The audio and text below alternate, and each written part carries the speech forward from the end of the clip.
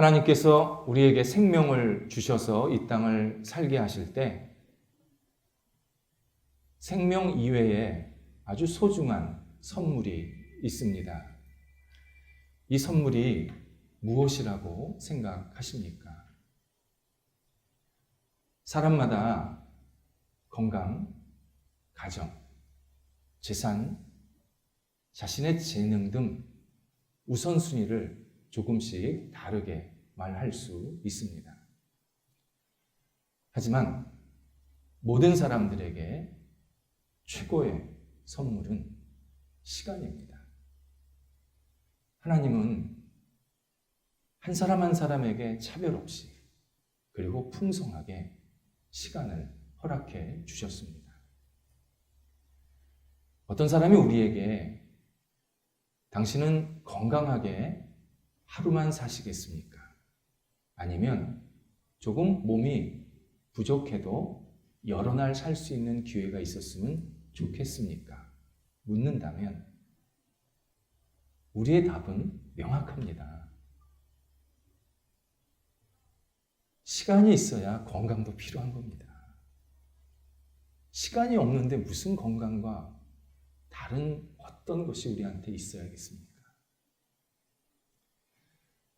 그런데 많은 사람들이 시간을 허비하고 있습니다. 열심히 산다고 살지만 전혀 중요하지 않는 일, 생명에 연관되지 않은 일, 영원한 가치에 우선순위가 없는 일에 계속 자신의 시간을 쏟아붓고 있습니다. 시간을 허비하면 인생이 텅 빕니다. 인생이 텅 비면 시간이 지루해집니다. 셰익스피어의 맥베스에 나오는 한 대목입니다. 왕이 다 가졌습니다. 근데 그때부터 한탄을 하기 시작합니다. 내가 새로운 나를 기대하지만 그 틈 사이로 내일 또 내일, 다시 또 내일이 계속 스며든다. 이렇게 말하는 겁니다. 왕이 되려고 분초를 다투면서 치열하게 싸웠습니다.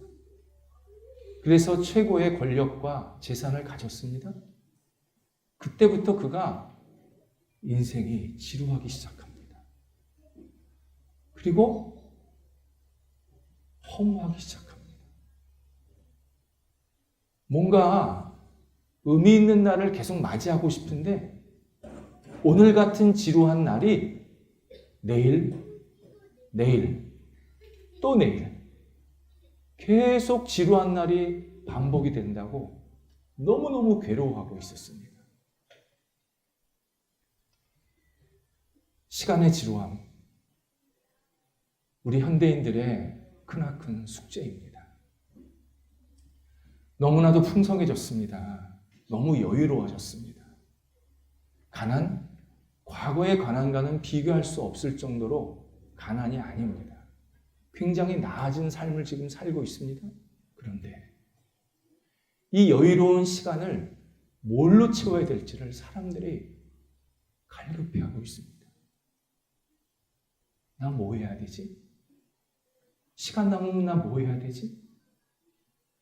끊임없이 자기 취미생활과 자극적인 일을 하지만 그것도 어느 정도 시간이 지나면 다시 고루해집니다.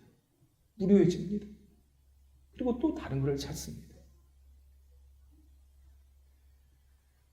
시간의 무료함, 해결할 수 있는 유일한 방법은 기독교 신앙입니다.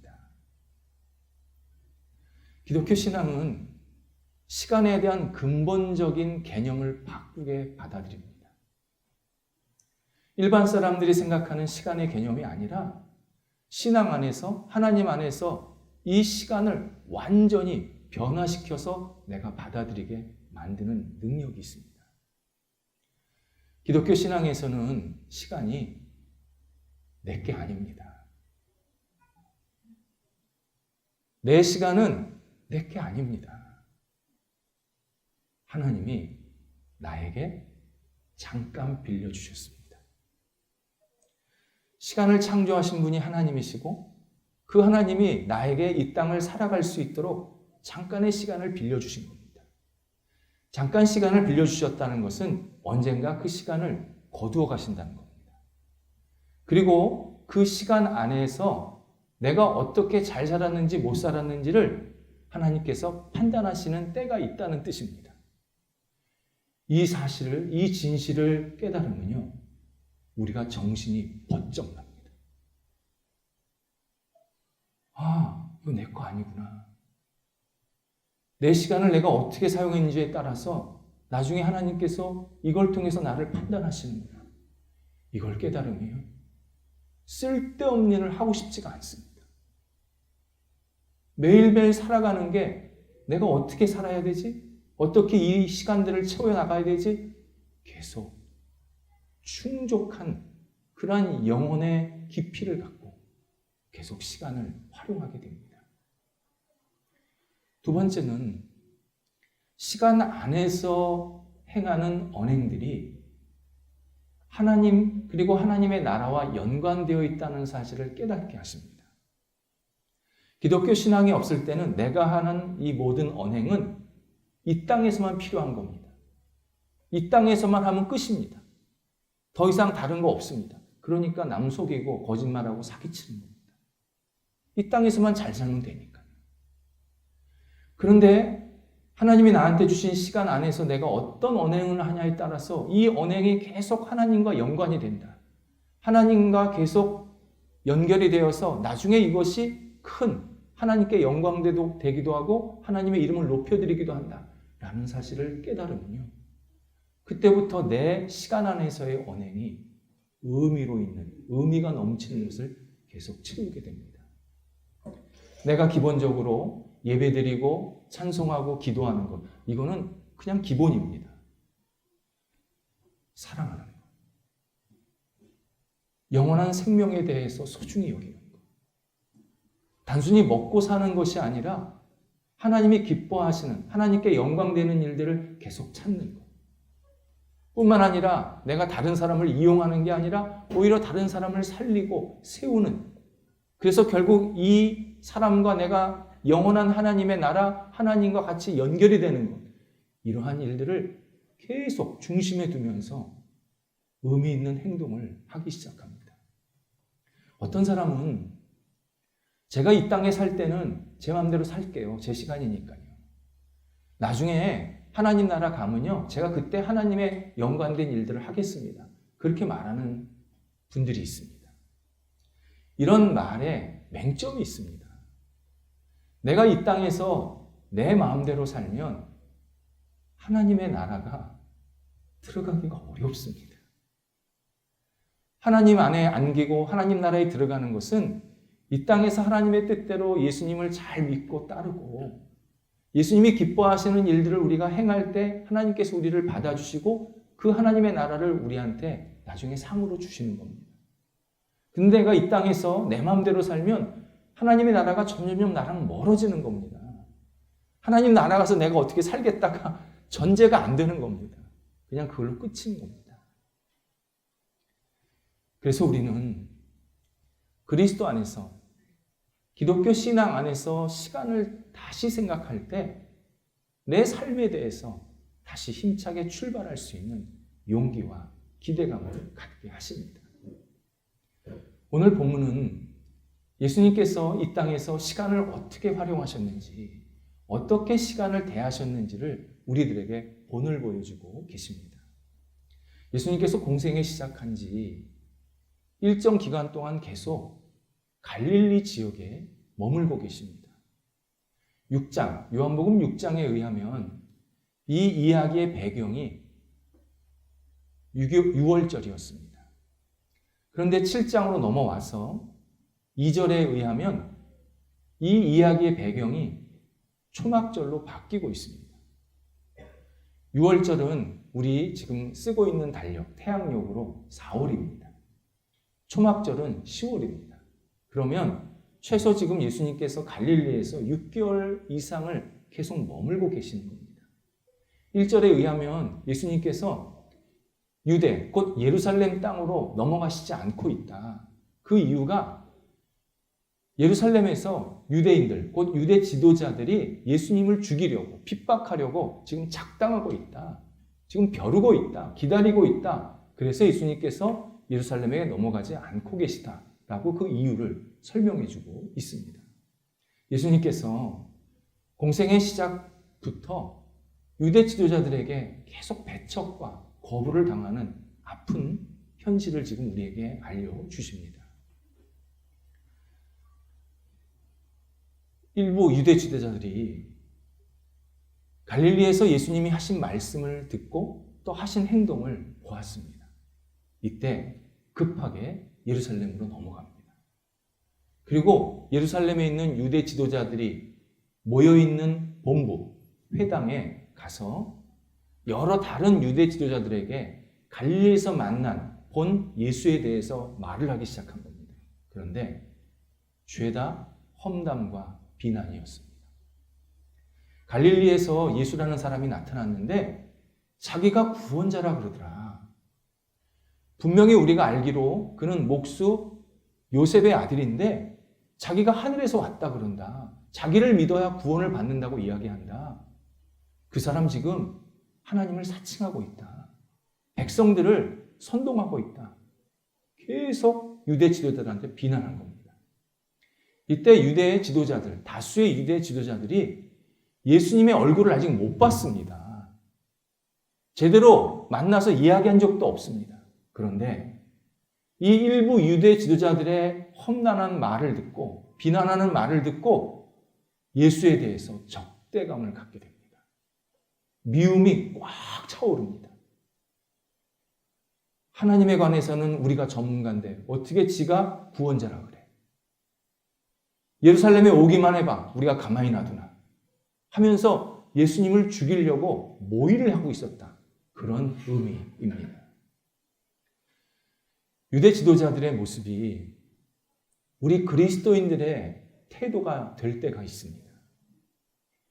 우리가 어떤 사람이 특정 인물에 대해서 나한테 자신의 평가, 자신의 이야기를 해주게 됩니다.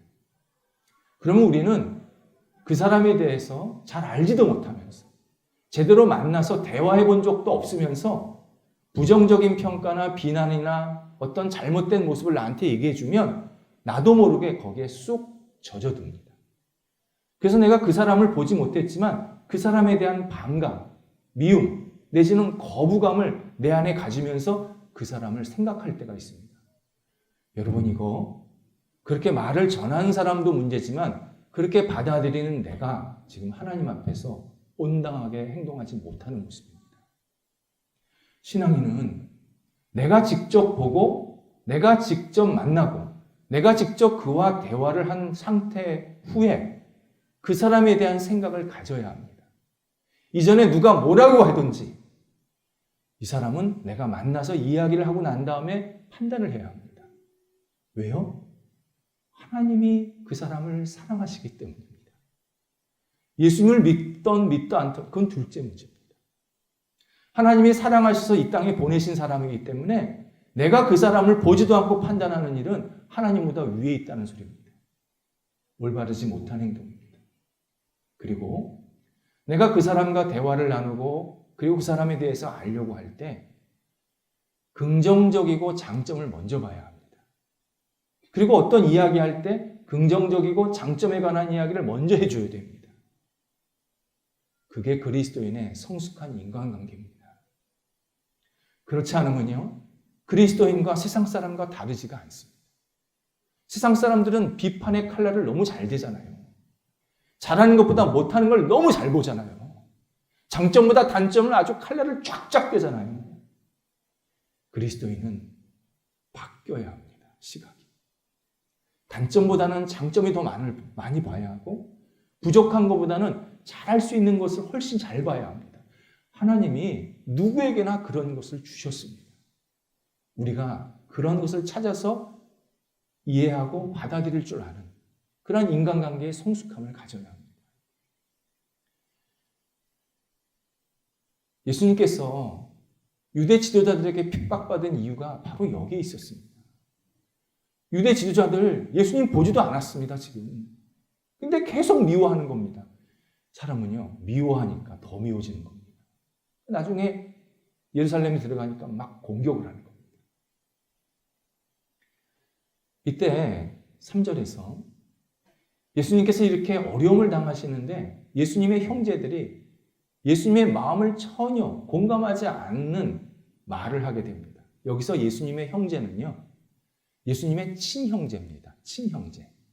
예수님께서 인간적으로는 4명의 동생이 있었습니다. 남동생. 그 남동생을 계속 예수님께서 데리고 다니신 겁니다. 일부러. 그 이유가 나중에 이제 나옵니다. 이 4명의 친동생이 예수님께 이렇게 얘기합니다. 예수님, 이 좁은 갈릴리에서 이러지 마시고 넓고 사람이 많은 예루살렘에 가서 당신의 능력을 좀 보여주세요. 거기서 당신이 멋진 행동을 하시면 많은 사람들이 당신을 따르고 지지할 것입니다. 이렇게 말을 하는 겁니다. 지금 이 동생들, 형제들의 이야기의 의미를 우리가 잘 파악해야 합니다. 형제들은 예수님에게 더 많은 사람들이 구원받게 해주세요 라고 말하는 게 아니었습니다. 예수님, 당신이 기적을 일으키는 능력, 사람을 치유하는 능력이 있습니다. 왜 여기서 이걸 썩히고 있습니까? 저 예루살렘에 가서 수많은 사람들에게 이 능력을 보여주면 그 사람들이 예수님을 지도자로 세우고 예수님을 자신의 왕이라고 높일 겁니다. 그러면 우리도 그 밑에서 한 자리씩 다 차지하게 될 겁니다. 우리 그렇게 하셔야 합니다. 왜 예수님 드러나기를 원하시면서 여기서 이렇게 고개 숙이고 계십니까? 이렇게 제안을 한 겁니다. 예수님께서 6장에서 계속 말씀하신 내용이 뭐였냐면 내 기적의 능력, 내 치유의 능력을 보지 마라. 나를 봐라. 나를 봐라. 내가 너희의 구원자고 내가 너희를 살릴 수 있는 유일한 전능자다. 너희는 나를 믿어야 된다. 내 기적을 보면 안 된다. 이 기적은 나를 믿기 위한 도구다. 통로다. 내 말을 듣고 나를 먹으면서 영생을 얻어야 된다. 분명하게 말씀을 하셨습니다. 그런데 형제들은 이 말씀이 들리지가 않았고 예수님의 우리 요즘 흔히 하는 말로 퍼포먼스, 이 행위 예술만 보면서 예수님을 사람들한테 막 드러내고 싶었던 그런 욕정들이 있었습니다. 이 형제들이요, 진짜 예수님을 따르게 되는 것은 나중에 부활하시고 난 후 예수님을 만나게 된 다음입니다. 예수님께서 죽으시고 부활하셨고 그 부활하신 다음에 여러 사람들을 만나시는데요. 그때 이 형제들도 만나십니다. 그리고 나서 본격적으로 예수님을 구원자로 고백하게 됩니다. 사도행전을 보면 이들이 처음 교회를 세울 때 그때서부터 역할을 하기 시작합니다. 시간이 꽤 오래 걸린 겁니다. 신앙생활은요, 시간이 좀 걸립니다. 내가 지금 막 열심히 신앙생활 한다고 갑자기 신앙이 깊어지고 성숙되지가 않습니다. 신앙생활은 장거리 경주입니다. 단거리 경주 아닙니다. 막 뛰어가면은 내가 1등 될 것 같은데 안 그렇습니다. 오래 가야 합니다. 지구력이 필요합니다. 이때 하나님께서 어느 시점에 딱 나에게 뭘 깨닫게 하십니다. 그리고 성령이 내 안에 들어왔다라는 사실을 깨닫게 하십니다. 그러면서 내 신앙이 점점 진지해지고 깊어지기 시작합니다. 그때까지 충분하게 계속 지속적으로 하나님을 바라보면서 계속 신앙생활을 유지를 해야 합니다. 신앙생활을 빨리 끝내고 싶다고 생각하는 것은 우리의 욕심이지 절대 빨리 끝낼 수가 없습니다. 그래서 예수님도 6절에서 이 시간, 때에 대해서 이야기하십니다. 내 때가 아직 이르지 않았다. 여기서 때란 하나님의 때, 하나님의 시간, 하나님의 계획, 인도하심을 말합니다. 지금 예수님께서 인간적으로 예루살렘을 안 가시겠다, 나 거기 가기 싫어가 아니라 하나님께서 지금 예루살렘에 가는 것을 원치 않으신다. 조금 더 기다려야 된다. 라고 형제들에게 말씀을 하고 계십니다. 하나님은 모든 사역의 중심에 하나님의 때, 하나님의 시간이 있었습니다. 당신이 뭘 하고 싶어서 하시는 게 아니라 하나님께서 지금 어떻게 하기를 원하시는가? 하나님께서 어떻게 인도하시는가를 늘 생각하면서 그 하나님과 같이 발걸음을 맞춰 가셨습니다. 좀 다른 말로 예수님께서 예루살렘에 가시는 이유는 십자가 지시기 위함입니다. 예수님께서 십자가 지시려고 예루살렘에 본격적으로 입성을 하시게 됩니다. 우리가 다음 주가 종료주일이라는 것인데요. 그 종료주일이 이제 본격적으로 입성을 하시는 시간인 겁니다. 그때까지는 예루살렘을 가셔도 그냥 개인적으로, 개별적으로 왔다 갔다만 하시게 됩니다. 공식적으로는 아직 시간이 많이 걸렸습니다.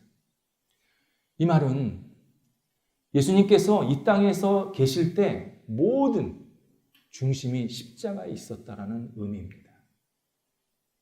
이 십자가 사건이 온 인류에서 가장 중요한 일이고 우리 인생에 있어서 가장 중요한 일이다라는 뜻이기도 합니다. 예수님께서 이 땅에 계실 때 모든 것을 십자가 중심으로 계속 이루셨고 행동하셨듯이 우리도 이 땅을 살 때 예수 그리스도의 십자가를 중심으로 모든 것을 이해하고 받아들여야 합니다. 세상에서 일어나는 일들을 볼 때 이게 누구한테 유익이냐, 누가 잘 되는 거냐 그런 걸 따지는 게 아니라 십자가를 통해서 이게 십자가를 지는 일이냐, 십자가를 거부하는 일이냐. 나한테 어떤 일이 일어났습니다. 내게 어떤 힘든 일이 생겼습니다. 이것이 십자가를 내가 인정하는 길이냐, 십자가를 거부하는 길이냐. 십자가 다음에 부활이 있지 않습니까? 부활도 마찬가지입니다. 내가 지금 부활이 됐다. 내가 좀 좋은 일이 일어났다. 이것이 십자가 이후에 나한테 주어진 부활이냐, 아니면 십자가와 전혀 상관없는 세상이 주는 나한테의 화려함이냐. 반드시 예수 그리스도의 십자가를 중심으로 내 삶을 계속 이해하고 받아들여야 합니다. 그게 하나님의 때를 사는 사람의 특징입니다. 똑같은 일을 당하지만 예수님이 십자가 내가 지금 이걸 받아야 되는구나, 따라야 되는구나, 기꺼이 내가 이것을 도망가지 말고 붙잡아야 되는구나. 그러면서 그것을 한 발자국 한 발자국 나아갈 때 그때 그 사람이 하나님의 때를 계속 살아가는 성숙한 인생이 되게 만드십니다. 우리는 하나님의 시간을 잘 못 받아들일 때가 있습니다. 여러 이유가 있지만 가장 핵심적인 이유가 시간을 내가 통제하고 내가 계획하려고 하기 때문입니다. 시간은 내 머릿속에 있어야 합니다. 내가 계획한 대로 진행이 돼야 합니다. 그러다 보니까 하나님의 때나 하나님의 시간, 하나님의 인도하심을 자꾸 멀리하게 됩니다. 하지만 우리는 이 땅을 살지만 항상 제한된 시간, 제한된 지역에만 머물 수밖에 없습니다. 내가 시간을 통제 못합니다. 그런데 인간은 자꾸 통제하려고 합니다. 예를 들어서 우리가 숲을 보더라도요. 숲 전체를 못 봅니다. 일부분. 그것도 내가 특정한 시간에만 그 숲을 보는 겁니다. 바다를 보더라도 대양 전체를 못 봅니다. 특정한 시간에서 특정한 지역만 보는 겁니다. 그런데 인공위성의 촬영기로는 전체를 다 봅니다. 드넓은 숲이 다 들어옵니다. 그 숲 사이로 굽이굽이 흐르는 여러 강물들이 보입니다. 강물들이 합쳐져서 큰 바다가 이루는 것이 보입니다. 그리고 바다와 바다 사이에 거대한 대륙이 있는 것이 보입니다. 때로는 낮과 밤이 바뀌는, 그래서 인공위성 사진을 찍으면 어떤 데는 여기는 낮인데 여기는 밤이 되는 그런 아주 묘한 그림도 우리는 확인할 수 있습니다. 사람과 하나님의 차이가 바로 여기에 있습니다. 사람은 제한된 것만 보지만요, 하나님은 다 보십니다. 하나님은 시간 밖에서 시간 안에 일어나는 일들을 다 보십니다. 시간을 창조하셨다는 게 그 뜻입니다. 그래서 하나님에게는 아담, 아브라함, 모세, 다윗, 12제자 다 한눈에 보시는 겁니다. 하나님은 이 전체를 다 한눈에 보시면서 가장 적당한 시기에, 가장 적당한 장소에 무슨 일이 일어나게 하십니다. 그래서 그 일을 통해서 당신의 뜻이 무엇인지, 당신이 지금 뭘 하고 계신지를 사람들이 자꾸 발견하기를 원하십니다. 그리고 그것은 결국 우리가 하나님께로 인도함을 받아서 하나님 나라에 잘 들어가게 하는 하나님의 거룩한 역사임을 깨닫기를 원하십니다. 바로 그것을 우리가 잘 깨닫는 게 하나님의 때를 사는 사람의 모습입니다. 그러려면 빨리 시간을 내가 내려놔야 합니다. 하나님의 인도하심, 하나님께서 이끌어 가심에 나를 맡겨야 합니다. 특별히 우리는 내 눈으로 확인해야 그것이 의미 있다고 생각하는 그러한 경향이 너무 짙습니다. 내 눈에 보이지 않는 것은 의미가 없다. 그건 나한테 별로 도움이 안 된다. 그렇게 생각하는 겁니다. 예를 들어서 어떤 벌레인지 모르겠는데 내 눈앞에서 벌레가 휙 지나갔습니다. 근데 이게 곤충인지 아니면 먼지인지 아니면 무슨 모기 같은 더 작은 동물인지 우리는 잘 모릅니다. 근데 우리가 그때 받아들이는 건 뭐냐면 저거는 의미 없어. 나와 상관없어. 그렇게 생각합니다. 또 반대로 너무 천천히 가면 우리가 의미 없다고 생각합니다. 나무가 자랄 때요. 너무 천천히 자라면 이 나무가 죽은 거야, 사는 거야. 관심이 없습니다. 나한테는 의미가 없기 때문입니다. 사람들은 내 눈에 보이는 것만 의미가 있다고 생각합니다. 내 눈에 보이지 않는 것은 의미가 없습니다. 나랑 상관이 없습니다. 그런데 하나님은 그렇게 말씀하시지가 않습니다. 하나님은 어떤 벌레든 어떤 나무든 그 존재 자체가 의미가 있는 겁니다. 그래서 하나님께서 그 존재가 누군가에게 어떤 대상에게 영향을 미치게 하시는 겁니다. 우리 삶이 그렇습니다. 내가 조금 빨리 갈 수도 있고 늦게 갈 수도 있습니다. 근데 하나님께서 지금 내 속도로 살게 만들고 계시는 겁니다. 내가 빨리 가면 내가 잘 사는 것 같고 느리게 가면 못 사는 것 같다고 생각하는 건 내 생각이고 천천히 가던 늦게 가던 내 인생의 꽃이 빨리 피던 좀 늦게 피던 상관없이 지금 나라는 존재가 하나님께 영광이 되고 있고 뭔가 의미 있는 일을 계속 해 나가게 만들고 계십니다. 그리고 내 옆에 사람에게 어떤 영향력을 선한 사랑과 은혜의 능력을 계속 끼치게 만드시는 그러한 놀라운 섭리를 나를 통해서 계속 행하고 계십니다. 그래서 우리는 하나님께 내 자신 그리고 나와 관계된 모든 것들을 하나님의 때에 맞춰서 살아갈 필요가 있습니다. 하나님의 때에 맞춰서 산다는 것은요. 하나님이 우리에게 주신 게 뭔가를 한번 깊이 생각하면서 그거를 맡겨야 되는 겁니다. 대표적으로 우리에게 주신 게 내가 있습니다. 나라는 생명이 있습니다. 또 우리 가정이 있습니다. 또 내 역할이 있습니다. 일터가 있습니다. 내가 선택한 것 같지만 실제로 우리가 하나님께 받은 겁니다. 그때 이 세 가지를 하나님의 뜻 안에서 하나님의 시간 안에서 맡겨야 합니다. 무슨 말이냐면 하나님과 계속 관계를 맺어서 생각하고 행동해야 된다는 의미입니다. 내가 하나님을 중심으로 하루에 내가 하나님 앞에서 어떻게 살아야 되지? 하나님이 나에 대해서 어떻게 말씀하시지? 내가 어떻게 하나님을 더 잘 믿지? 어떻게 하나님을 더 영화롭게 할 수 있지? 이것을 매일매일 생각하고 기도하는 시간을 가져야 합니다. 이것을 하루에 3분의 1, 균형감 있게 잘 찾아야 합니다. 그냥 정신없이 하나님 없이 그냥 하루 사는 게 아니라 매일매일 하나님과 나와의 관계를 계속 생각하면서 생활해야 합니다. 또 하나는 가정을 생각해야 합니다. 내가 홀로 살던 내 가족이 있던 어쨌든 나한테는 가정이 있는 겁니다. 세상에 혼자 태어난 사람 없습니다. 분명히 나를 태어나게 하신 가정이 있습니다.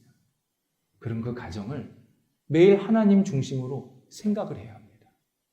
우리 가정이 어떻게 하나님께 영광이 될까? 어떻게 하나님의 이름을 높여드릴까? 어떻게 하나님을 더 잘 믿을 수 있을까? 어떻게 하나님의 뜻을 이 땅에서 이루는 가정이 될까를 계속 기도하면서 가정을 생각해야 합니다. 가정에서 일어나면서 가장 문제가 재촉하고 조급해야 합니다.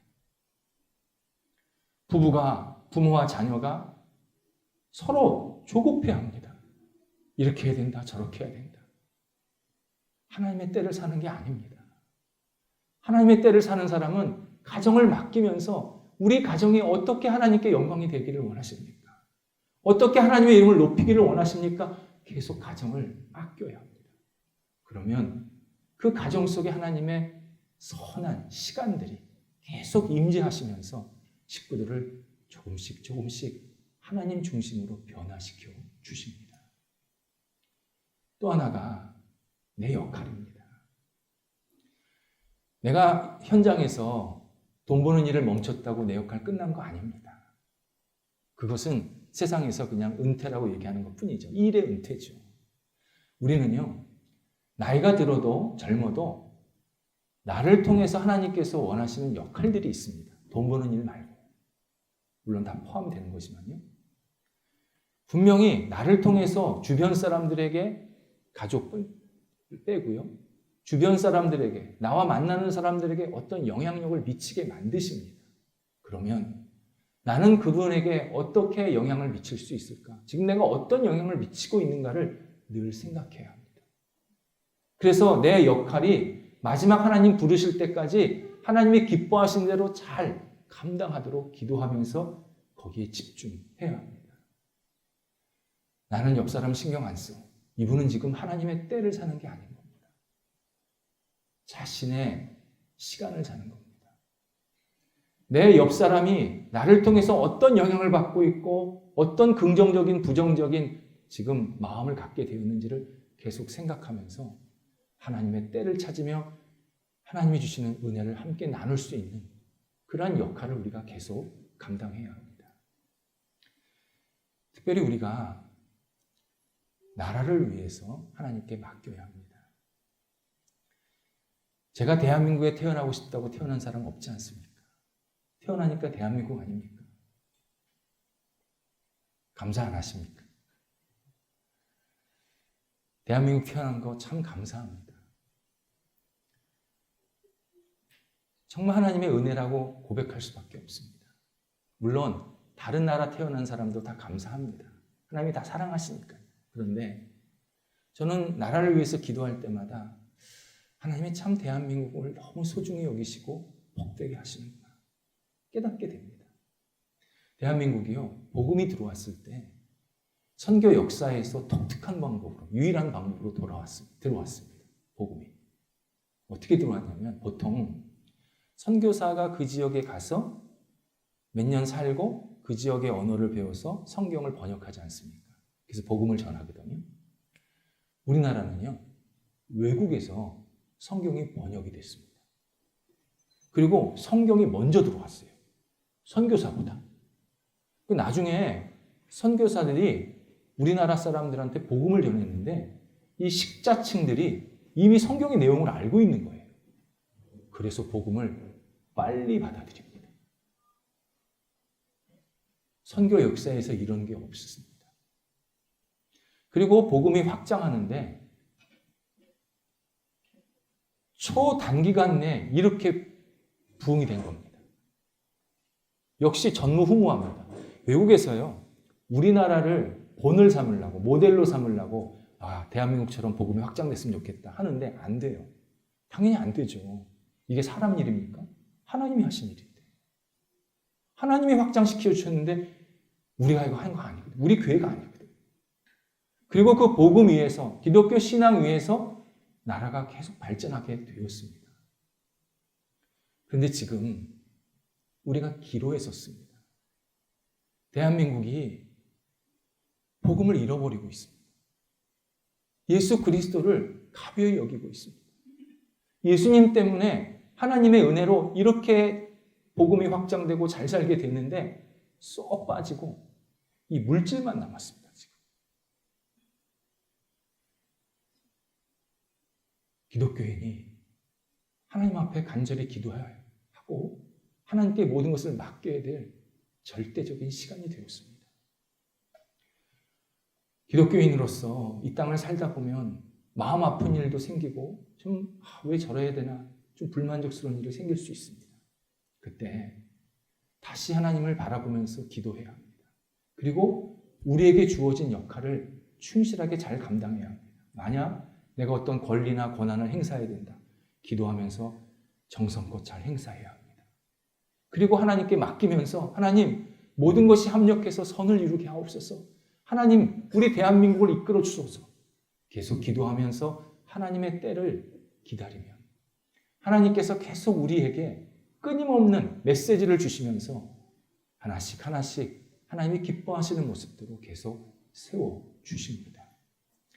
하나님께 대한민국을 맡기는 그리스도인이 있으면 대한민국 잘못되지 않습니다. 좀 우리 눈에 볼 때는 좀 불만족스러운 일이 생길 수 있어도 하나님께서 그걸 다 어루만지시면서 빚으시면서 새로운 하나님이 기뻐하시는 나라로 계속 이끌어 가십니다. 중요한 것은 나라를 사랑하는 마음이 있어야 합니다. 애국하는 마음이 있어야 합니다. 하나님 대한민국 잘 되게 해주세요. 하나님이 기뻐하시는 나라 되게 해주세요. 이 애국하는 마음으로 나라를 위해서 기도할 때 하나님께서는 한 발자국 한 발자국 계속 우리의 주변 환경들, 우리 가정, 사회, 국가를 선하게 인도해 가십니다.